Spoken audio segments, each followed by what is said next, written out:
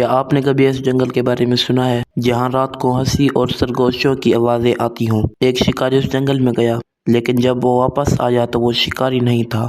جاننا چاہتے ہو کیا ہو؟ تو ویڈیو کو آخر تک ضرور دیکھیں۔ تو چلیے بنا کسی دیری کے کہانی کو شروع کرتے ہیں۔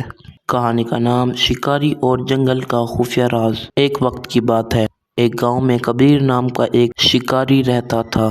وہ پہاڑوں، جنگلات اور وادیوں میں برسوں سے شکار کرتا آ رہا تھا۔ ایک دن اسے پر اسرار جنگل کے بارے میں معلوم ہوا، جہاں رات کے وقت عجیب و غریب آوازیں آتی تھیں۔ مقامی لوگ کہتے تھے کہ وہ جنگل جناتی ہے اور جو بھی وہاں رات گزارتا ہے وہ واپس نہیں آتا۔ کبیر نے فیصلہ کیا کہ وہ جنگل کا خفیہ راز جانے گا۔ وہ اپنی بندوق، خوراک اور خیمہ لے کر وہیں چلا جاتا ہے اور خیمہ لے کر جنگل کی طرف روانہ ہوا۔ دن بھر وہ چلتا رہا۔ جنگل پرسکون اور خوبصورت تھا، پر جیسے ہی سورج غروب ہوا، ہر طرف دھند چھا گئی اور آوازیں شروع ہو گئی، کسی کے چلنے کی، کبھی ہنسی کی، کبھی درختوں کے درمیان سرگوشیوں کی۔ کبیر نے ہمت نہ ہاری اور اس نے خیمہ لگایا، آگ جلائی اور کان لگا کر سننے لگا۔